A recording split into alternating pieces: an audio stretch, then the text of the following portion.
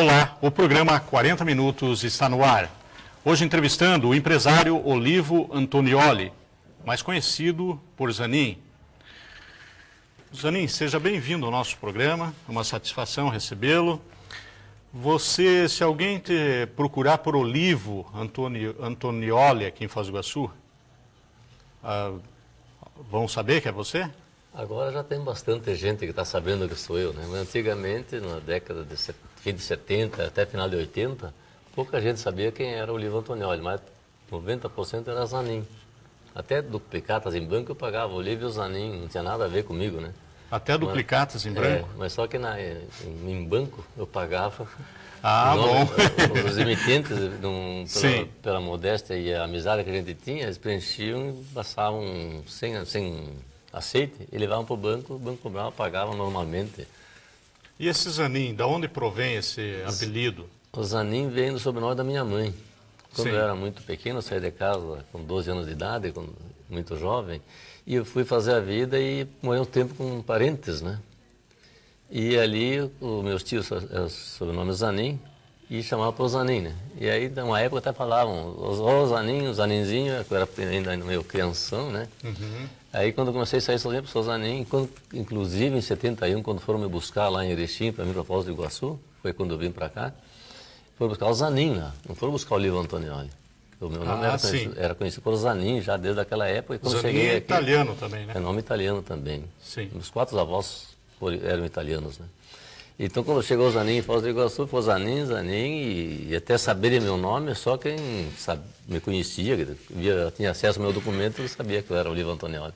Sim. Até uma piada, até um pouco de liberdade, tomando teu espaço. Fique à vontade. Teve uns conhecidos da gente que chegaram a me visitar em Foz do Iguaçu, e naquele tempo nós era tudo conhecido, o corpo da Polícia Rodoviária Federal era poucas pessoas, né? E chegaram ali, eles conhecem o Olivo Antonioli? E eles não disseram, não sei, pediram informação quem era, né? E vai, conversa, não chegaram na coisa. Daí o cara falou, em tom pô, o Zanin então me mentiu. Foi que vocês sabiam quem era ele. Aí, não, o Zanin sim, o Zanin é nosso amigo, o Zanin não mora lá em tal lugar, assim, entendeu? Passou a...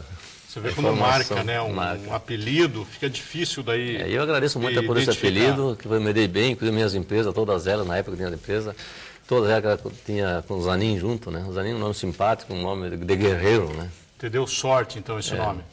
Mas eu tenho uma pergunta aqui, que como jornalista eu sou obrigado a te fazer. Eu não quero te deixar constrangido, nada, mas eu fiz uma pesquisa no jornal Nosso Tempo, um jornal que eu trabalhei durante um bom tempo, nos anos 80, e encontrei lá uma informação que você mandou uma garota de programa para o bispo de Foz do Iguaçu. Você não precisa responder agora isso, mas eu vou, até o final do programa, eu gostaria que você explicasse como que foi que se deu esse fato. Você é iguaçuense? Eu me considero iguaçuense porque eu vim para cá em 71, até me considero até não pioneiro de Foz do Iguaçu, mas eu sou um cara que tive histórias, estou fazendo história em Foz do Iguaçu. Você falou em 81? Em 71. 71. E como que você... vamos primeiro saber o porquê você veio. Eu vim porque na época a Paraguaçu de Automóveis precisava de funcionários, né? Aí tinha pessoas lá do Sul, a maioria daqui como são do Sul, na época, a maioria aqui era, hoje em dia 90% era do Sul, né? E aí indicaram meu nome para eles, e aí eles foram lá, me fizeram uma proposta muito boa, por sinal, vim para cá para ficar um ano, para ganhar o dinheiro suficiente para me estabelecer depois. Só que eu gostei tanto daqui que estou aqui até hoje. E você veio trabalhar com o quê? Venda de veículos? Não, vim trabalhar como gerente da parte de chapeação e pintura da Paraguaçu de Automóveis em 71. Sim. Foi quando explodiu o sistema da Volkswagen, aquele super safra da soja na nossa região aqui naquela época, foi uma loucura, né? Uhum. E a Paraguaçu era extensa aí até Realeza, Sacando Rondão, toda essa cidade até Céu Azul, tudo pertencia à área de domínio dela. Então ela fez uma boa montagem, ela pegava carros usados em troca do novo. E eu fazia a avaliação do usado, reformava e botava para venda de novo nessa época. Você diz explodiu, no caso, a economia local estava em ascensão? É. Quando para cá nessa época foi quando explodiu a economia, a população inclusive de 7, 8 mil já foi para 12 mil, né? O sistema de Foz do Iguaçu acho que chegou à vista do Brasil.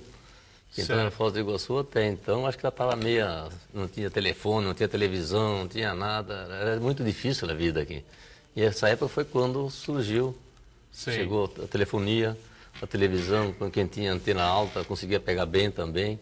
Então, eu acho que foi a época que a cidade começou a explodir. E depois começou o sistema da Itaipu, que aqui todo mundo sabia que ia sair aquela coisa, mas nós não acreditávamos, nós trabalhadores. Existiu uma certa dúvida ainda. Tinha certa dúvida. Aí, de repente, começou a chegar os cabeça chata lá da outra região, começaram a vir para cá, opa, então vai sair mesmo, né? Sim. Aí foi quando deu o pontapé, que foi... Em 74 foi o início na realidade. Depois, 76, 77 já deslanchou, né? Sim. Então a gente participou de tudo isso. Inclusive, quero muito agradecido por Foz do Iguaçu, que foi o pioneiro do transporte da Itaipu Binacional. Transportar engenheiros, funcionários. Quando chegaram aqui, a Unicom, quando foi formada, ela chegou em Anandárias, que eu tinha 6 combis na época, que eu trabalhava para transportar engenheiros, funcionários, agrimensores, tudo da empresa CBPO. Sim. E quando chegaram aqui, a cidade não tinha, ninguém tinha locadora aqui, os táxis eram poucos também. E como as construtoras se entendem, foram lá e pegaram um carro meu de lá e trouxeram para eles para trabalhar. Primeiros funcionários da Itaipu Binacional. Então, enquanto um cara privilegiado. E a partir dali, quando eu fui ver, já estava com vários carros, né? Aí eu locava carro de terceiros, pegava a porcentagem e repassava para Itaipu. Só depois fui infeliz, quando o pessoal explodiu mesmo, fui infeliz pegar uns sócios. E os sócios Os sócios foram que o olho dele era maior do que Itaipu. E aí me deixaram na mão. Inclusive, gente boa da cidade também, que diabo tem, oh Deus, desculpa. Que já, alguém já foi, né? Alguém o tenha. Mas tá bom, Zanin. Você, como empresário, você teve várias atividades comerciais, inclusive, ao mesmo tempo. Você teve autopeças, luminosos, exportadora e oficina mecânica. Como que foi essa trajetória? Isso nasceu tudo natural, Heitor. Você sabe que eu tinha um nome muito bom. Eu tinha oficina. E eu, como profissional em oficina, eu me considerei o melhor. Até hoje, se for voltar na ativa, eu acho que eu me considero um dos melhores, porque hoje a mão de obra é muito ruim. E cada vez pior também, né? Está piorando ainda. Cada vez a mão de obra ela é menos amor o que está fazendo. Mas por que isso, sabe? Eu não entendo. Acho que o povo, ultimamente, tanto que para encontrar um funcionário, hoje é muito difícil um trabalhador. O povo quer emprego, não querem trabalhar. E no nosso tempo era trabalhar, e fazer o melhor, né? Um fazia bem, eu queria fazer melhor. Essa sempre foi a minha política, fazer o bem feito e com garantia. Todo o meu serviço, até hoje, na minha Fábrica do Luminoso, meu serviço todo tem garantia. Procuro, não dê problema, mas se der... Você resolve. Resolve sem custar ônus nenhum para o proprietário, né? Sim. Então, na época, a oficina nasceu, explodiu, né? Ela era muito grande, trabalhava para todas as seguradoras da região. Não posso... Só tenho que agradecer isso tudo. Automaticamente, o sistema da oficina cresceu, que deu uma extensão, tive que abrir uma loja de autopeças. Uma falha minha, por sinal. Só na oficina você tinha quantos empregados? Eu tinha média de 18, 20, tem uma época que tem 25 só na oficina. Sim. Eu tinha lavagem, chapeação, pintura, eletricidade, tudo um conjunto, né? E aí, em vez de abrir uma loja lá na Vila Portas, de autopeça, eu ter montado junto com o já estava aqui. Mas fui induzido por amigo, não, vou estar lá, que lá tem um salão assim, vamos dividir o aluguel, pega metade. E eu fui na conversa, levei para lá. Foi quando começaram a abrir aquelas ruas paralelas da BR ali. Ficou 6 meses sem entrar um cliente, que não tinha como passar o valetão, que ficou aberto lá uns 2 anos, né? Trancaram a tua empresa? Trancaram, abriram um valetão na frente, para passar lá tinha que ter só de helicóptero. Então foi onde me dei mal, né? E eu achei que dava certo, aí mudei mais para cima um pouco e sei que deu tudo errado. E os funcionários também ali, quando viram a situação, começaram até a me roubarem as peças. Já ia mal, ainda começaram a roubar. Já dava, aí foi mal a autopeça. Foi uma das partes que me deu prejuízo. Sim. Mas automaticamente também eu tinha uma exportadora. Você já tinha exportadora? Com a queda da autopeça, que não deu certo, né? Sim. Porque ali, inclusive na época, já existia um sistema dos mais espertos, e pegava a autopeça aqui no Paraguai e fazia aquele jogo de câmbio. Quando lá estava barato, trazia para cá. Quando aqui estava barato, passavam para lá. Sim. Muito dinheiro caro. Eu, como eu não sou de fazer isso, não tenho condições de fazer isso, porque minha ídole não permite, então eu resolvi parar. Tá. Vendi o estoque para outros amigos meus aí, graças a Deus, fui bem, vendi tudo, paguei as contas que tinha tudo também na época. Sim. Segura um pouco aí, Zanin, que nós vamos para o intervalo comercial e voltaremos logo em seguida com o programa 40 Minutos.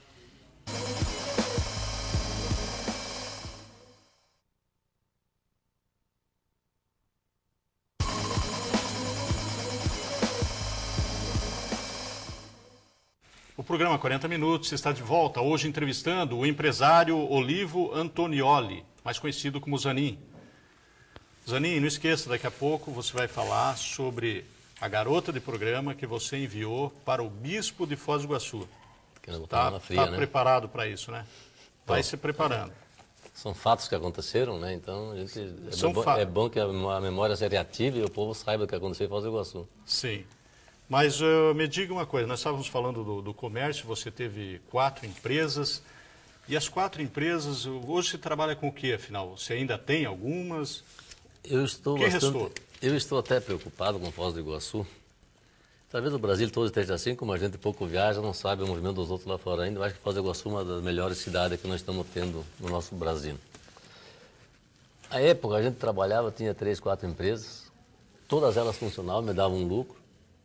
E eu tinha tempo para jogar bolão, viajar, administrar esportes, associações, o Servim, Conselho Comunitário do Menor, várias outras entidades. Tinha tempo para tudo isso. Hoje eu estou trabalhando imensamente na empresa, estou reduzindo os funcionários praticamente a 0 e está difícil de manter.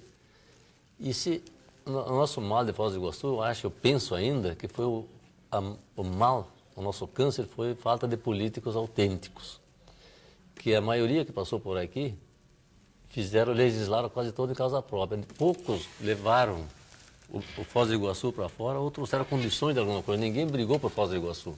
Esses políticos que passaram aqui até hoje. Eu ainda admiro muito, na época do Clóvis Cunha Viana, foi um dos primeiros prefeitos, ainda da época da ditadura. Eu valorizei muito ele, porque pelo menos ele tinha diálogo, ele chegava, conversava. Acho que a época melhor de Foz do Iguaçu foi essa. Mas alguns levaram Foz do Iguaçu para fora, levaram pelo menos o dinheiro daqui. Levaram parte de Foz do Iguaçu, mas efetivo, né? Então esse é o mal. Foz do Iguaçu ficou aqui nessa carência, porque hoje nós estamos pagando o erro dos maus administradores de Foz do Iguaçu, que estão com todos esses ônus da responsabilidade, falta de recursos para as pessoas de boa índole, que têm vontade de trabalhar e quer vencer, porque para os contrabandistas, esses caras que vivem nesses churros, que nem a Polícia Federal prendeu mais um monte esses dias, para isso está tudo bem, né? Sim. E pode ver que todos esses escândalos, quem está junto? 90% de políticos ou autoridades. Sim. Agora chegou a atingir até os magistrados, coisas que deviam ser uma coisa intocável. E como é que nós aqui, trabalhadores, vamos se manter para pagar todos esses recursos, os encargos sociais, os tributos, quebra qualquer empresa prestadora de serviço que trabalha honesto. Isso é o meu sentimento que eu tenho, que eu trabalhei muito na minha vida, tive várias empresas, hoje só temos uma fábrica de Zanin, luminosos e todos, fachadas, domos, estão à disposição, mas um trabalho quase personalizado, porque não temos condições de pagar funcionários. Se nós pagar funcionários, a nossa pequena margem de lucro vai, e a atribuição aos encargos e os tributos que devem ser pagos. Você foi bastante crítico em relação aos políticos de Foz do Iguaçu. Você tem alguma perspectiva de mudança? Você espera algo a curto prazo, médio prazo ou longo? Eu te diria, Heitor, o seguinte: Foz do Iguaçu é uma cidade maravilhosa. Aqui é onde Deus botou as melhores maravilhas do mundo, tanto a natureza quanto a técnica, que é a nossa Itaipu Binacional. Aqui é uma fonte de inteligência. Só não tivemos inteligência em escolher os nossos políticos e administradores, em todos os níveis. Eu conheço as câmaras de vereadores de 71, conheço os vereadores do tempo que eles não ganhavam salário. Isso Foz do Iguaçu, né, não foi na minha época, mas eu conheci de outra cidade, como vereador ele trabalhava como voluntários. O maior erro foi botar salário para vereador. Um dos erros que o nosso país cometeu.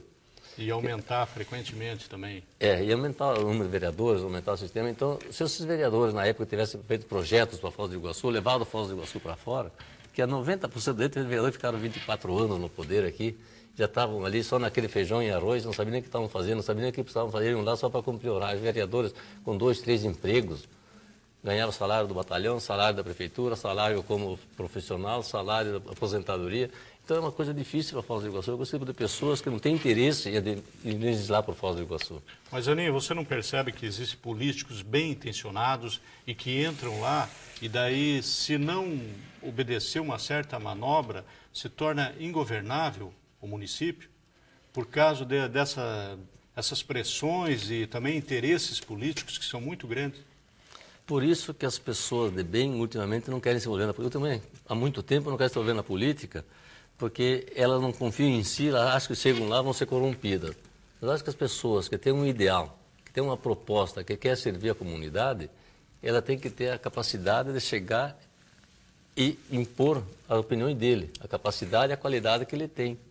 Não se ajuntar à máfia para travar, que a maioria das cidades são travadas em virtude das máfias que chegam ali e se unem. Se não ganhar o meu, não aprova. Ele pode ver no próprio Congresso. Tudo é negociado.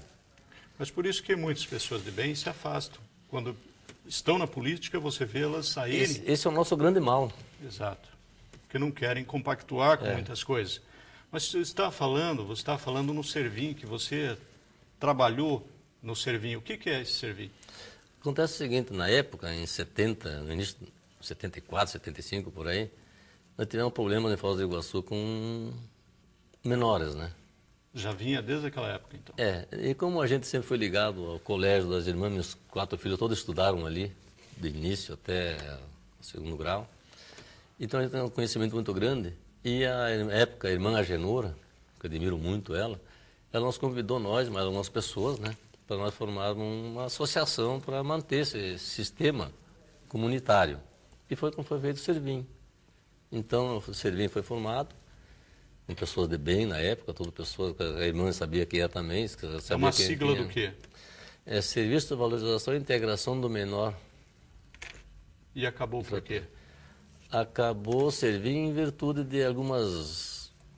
Até difícil de dizer, porque quando existia na época, nós tínhamos um controle geral das creches de Foz do Iguaçu. E da grande maioria dos colégios também, que também tinha uma parte educativa nesse sentido. E a partir dali também houve a necessidade do Conselho Comunitário do Menor, que surgiu do colégio, Servim, Conselho Comunitário do Menor, porque começou a volumar as coisas. Você fazia parte desse conselho? Eu fui fundador do Servim e depois fui fundador também do Conselho Comunitário do Menor. Comunitário do Menor, que foi o primeiro presidente, inclusive, né? E o segundo presidente, que nós passamos depois, no final do nosso mandato, passamos por Isidro, que trabalhou o gerente da Auto Vidro dos Cascavel, até hoje ele está lá. E a partir dali, na época que nós administrávamos, foi feito um primeiro encontro nacional em São José dos Campos, o segundo encontro estadual nacional em Foz do Iguaçu, que foi muito bom, foi um serviço fantástico na época de esclarecimento ao mundo, à cidade. Teve gente de todos os estados, inclusive da Argentina e do Paraguai. E a partir desses momentos, o problema do menor carente, que na época era pouco menor de rua, mas era carente. E os de rua que vinham de fora e ficavam aqui. Haviam quantos menores de rua? Dá para contar, davam acho que uns 100 por aí, 80, 100. Sim. Mas o bolo foi crescendo, né? Sim. Quando começou a aparecer que dá assistência, os que se engajavam para ser atendido eram um grupo. Mas os rebeldes não se agrupavam, né? Ficavam sempre andando e cometendo mais infrações. E a partir desse momento, os municípios viram, começou em Curitiba isso, a prefeitura montou a Secretaria da Criança, que foi uma das grandes coisas que foi feita pelo prefeito de Curitiba, na época, não lembro mais o nome dele. E aí Foz do Iguaçu também, vendo a necessidade e a maneira de ser administrado, que então já fica culpado da prefeitura, então não precisa estar repassando verbas, essas coisas, fica mais fácil para a prefeitura, né? Lógico. Sim. Até foi premiado e um belo trabalho. Só que a secretaria, ela tem os seus limites, a maneira de funcionar. E foi quando também o Servim automaticamente foi morrendo, né? Sim, foi se diluindo, Foi porque diluindo, entrou um outro órgão. Entrou outro órgão, e foi muitas associações, muito sistema. E foi na época também que nós vimos a necessidade de construir umas alas anexas. Umas alas para quê? Alas na carceragem junto à cadeia, que na época era cadeião, aqui na delegacia de polícia, que não tinha outra, era só ali, né? Na época a necessidade é porque tinha muito menores infratores, né? Seriam cadeias para menores, mas... Celas para menores e mulheres. Celas para menores e mulheres. Nós vamos continuar falando sobre isso no próximo bloco. Vamos para o intervalo comercial e voltaremos logo em seguida. Fique com a gente.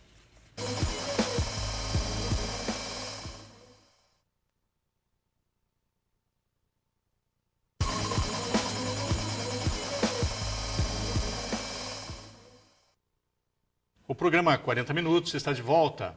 Hoje entrevistando o empresário Olivo Antonioli, mais conhecido por Zanin. Zanin, agora nós vamos àquela derradeira pergunta que fizemos no início, em que eu pesquisei, inclusive eu trabalhava no jornal Nosso Tempo, eu era colaborador, era cartunista, e consta lá que você mandou uma garota de programa para a casa do bispo de Foz do Iguaçu. Inclusive o editor de jornal, o Juvencio Mazzarolo, ele tinha lá 2 diabinhos e fez eles conversando assim: fica quieto, senão eu mando te prender na cadeia do Zanin. Eu queria que você explicasse a primeira e também sobre isso. O que é essa cadeia que nós terminamos o último bloco, falando sobre o cadeião do Zanin para menores. Fique à vontade. Realmente, Heitor, uma bela pergunta você está fazendo, porque na época foi mal entendido por alguns segmentos, o próprio jornal Nosso Tempo na época, eu não sei se era entendido, alguns políticos também. Podia até contar uma passagem, que foi o primeiro mandato do nosso deputado Sérgio Espada na época, até ele ajudou em algumas coisas, e nós tínhamos um projeto em parceria, eu, com o Olivo Antonioli Zanin, e o Sérgio Espada, o deputado, e mais alguns assessores, fizemos um projeto para a segurança Beira Iguaçu, de Palotina até o Parque Nacional. Eu podia até estender, na época a estrada do Parque Nacional era aberta, até Capanema, a região do sul de Santa Catarina, por ali. Até na divisa Santa Catarina, que é esse estado. Estava tudo programado isso. Até o ministro da Justiça, por telefone, que nós tínhamos muita liberdade, ou tanto ele, na época, autorizou nós construirmos essas celas, que depois vamos falar a respeito disso, ele estava nos esperando em Brasília com esse projeto. Ele ia arrumar verba para isso? Ele ia arrumar verba, condições para que esse projeto fosse implantado. Se um dia tiver a condição de falar com o ex-deputado Sérgio Espada, ele ter conta se a realidade desse projeto. Só que na hora de ir para Brasília, esqueceram o Zanin, porque o Zanin é um cara trabalhador, e o idealizador do projeto, aí quem foi? Foi o juiz da vara de Foz do Iguaçu, o prefeito, o presidente da Câmara, o próprio Sérgio Espada foi. E quando estavam partindo para ir para o aeroporto, para embarcar, 10 minutos antes me ligaram. Estamos indo para lá assim, que aí juntos, só que não temos passagem. Como dizer, você não vai. Sim, já descartaram ali. Então, só que foram lá e não deu nada certo, porque o nosso diálogo por telefone era um. E chegaram lá, na realidade... Possivelmente houve outro, você acredita? Eu acho que sim, porque apresentar um projeto estranho, sem o idealizador, eu acho que fica meio esquisito isso, né? Não, ninguém consegue explicar o que não sabe. Então foi o que aconteceu e isso ficou. E agora eu estou contente de eu ver, estou vendo agora, novo planejamento, montar um pelotão, um batalhão, agora é a realidade de 25 anos atrás. Na época, tivesse feito na época, talvez tinha diminuído muitas vidas, menos vidas perdidas, né? E o trabalho seria, na época, já implantado, hoje não precisava estar construindo esse elefante branco que estão fazendo na Receita Federal aí. Mas era um cadeião para menores? Tá, então ali, o diálogo do cadeião. Nós tínhamos na época o doutor Edival Antônio Ribeiro, que era o delegado... Delegado da Polícia Civil. Da Polícia Civil de Foz do Iguaçu. E nós tínhamos um cadeião ali na delegacia, que é onde tinha o contorno deles celas, e aqui dentro tinha um paredão. Então se prendiam mulheres, homens, tudo ali dentro, né? Então aquilo era uma baixaria muito grande. Quando prendia alguma mulher, era uma loucura aquilo ali. Uhum. E o Edivaldo ficava, ele como um bom cristão, e achou aquilo muito... Estava meio... Promíscuo ali. Promíscuo, com muita coisa. Então, e a própria sala dos detentos que ficavam na espera ali, provisórios, tinha que passar por dentro, não tinha ala especial para isso, então tinha que passar por dentro dele, abrir uma porta, passar por eles, depois abrir a outra para entrar no cadeião. Então, vendo isso, e conversando, eu sempre fui um cara, como já provou, trabalha com comunidade, trabalhei muito com a comunidade em todos os segmentos, ele conversando, vamos fazer isso então, vamos fazer isso aqui. Vamos fazer uma cela para menores e mulheres. Que chegava menor e entrava lá para dentro, né?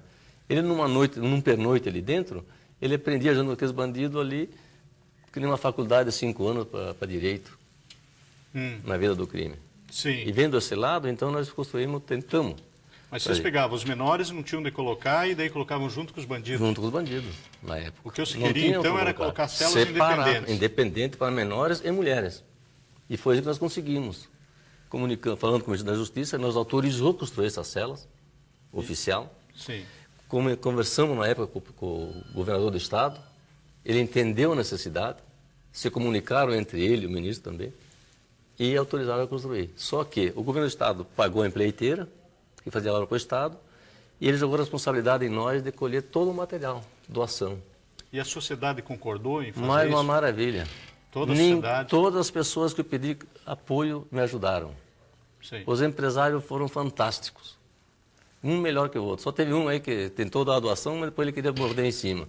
Mas não vou nem citar nome porque é deselegante. Sempre tem, né? Sempre tem os que querem levar vantagem das coisas, né? Por isso que talvez as pessoas voluntárias que fazem as coisas bem feitas são criticados, mas por esse tipo de gente. Eu lamento na época, quando o segmento da igreja e o jornal Nosso Tempo se posicionaram contra, inclusive alguns jovens também, algumas pessoas, criticavam a construção da cela. Acho que não entenderam o objetivo. Nosso objetivo era, quando prendia um menor infrator, não jogar dentro do cadeião com os outros. Quando prendesse uma mulher infratora, que não prendesse dentro do cadeião, que botasse nessa cela separada. Ali tinha banheiro, tinha até luz. Sim. Porque no cadeião não tinha, né? Claro. Chegava a certa hora, tudo escuro. Então, ele tinha um sistema para a gente, né? Claro. Então, foi onde interpretaram mal e acharam que era a cadeia do Zanin. Que foi o que o Bezeberi aí falou no jornal Nosso Tempo. Vou te prender na cadeia do Zanin. Não era cadeia, era uma cela à parte, tirando os menores e mulheres infratoras de junto do cadeião e botar numa cela separada. Protegendo ali. Protegendo. E era uma coisa provisória? Provisórias. Sim. Até que fosse dado um seguimento. Uhum. O criminoso vai a julgamento, vai para o lugar dele, e os menores tinham assistência social, que nós acompanhando também no projeto.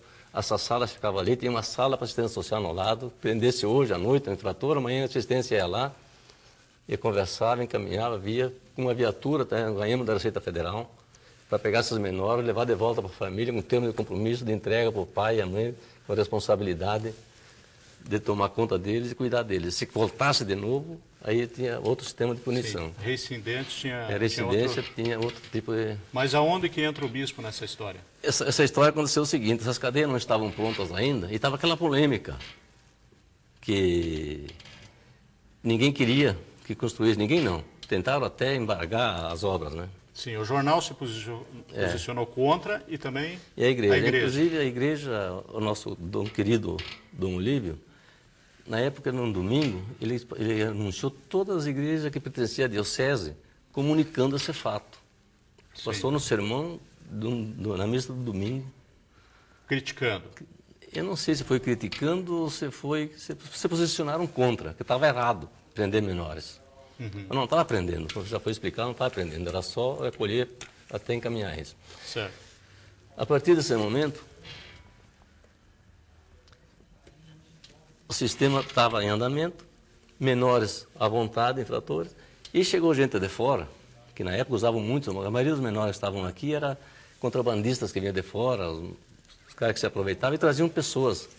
Traziam menores. De menor idade, praticamente, porque o menor sempre tinha acesso livre na época, né? pouca fiscalização, e traziam mercadoria para eles. E um desses cidadãos trouxe uma menina de 16 anos, coisa mais linda, uma linda mulher, adulta, coisa bacana. Sim. Mas não só ela, várias outras pessoas, né? E uma noite eu estava numa segunda-feira, estava na reunião do Rotary, eram umas 9 horas, e o doutor Edivaldo me manda lá a viatura da polícia com uma moça dentro para mim localizar, vou colocar em algum lugar, né? Vocês não tinham onde colocar? E não tinham onde colocar. Ia levar onde? Para minha casa não ia levar para levar qualquer lugar, já com aquela pressão que tinha de alguns segmentos, né? Eles iam botar onde aquela menor? Deixar na rua? Aí foi por telefone, se comunicamos, e diz, olha, faz assim, leva lá para o bispo, ele quebrou um lugar na igreja, algum lugar, e coloca ela. Ou encaminha para algum lugar que eles têm que não seja na cela, né? Ah, sim, vocês mandaram então para que ele hospedasse, que ele estava criticando a obra de vocês. Para ele sentir a necessidade da obra que estava construindo. Porque se nós jogássemos aquela menina dentro do cadeião ali, que nem era de costume, Deus o livre, né? E qual foi a reação dele? A reação dele só que ele pegou o telefone e ligou para o editor Edival, não ofendendo, né? O delegado na época, falando que não é coisa que você faça, porque tem que ter respeito por bispo. Lógico, todo respeito. Nós fizemos tudo dentro do respeito. Sim. Sem ofender ninguém, dentro da necessidade, porque um lugar tem que ser colocado. Uhum. Mesmo na rua, porque na rua já está e foi recolhida. Ele levar e soltar na rua de novo, então para que o trabalho, né? Uhum. Então foi a maneira que o povo, a igreja, principalmente o Dom Olívio, um grande amigo meu, quero bem ele.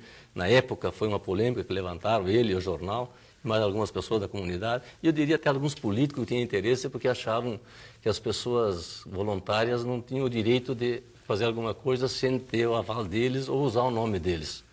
Certo. Existiu também, na época, alguns políticos se manifestaram também, que achavam que não podia, porque não sei o quê, porque eu acho que não tinha o nome deles que aparecesse, né?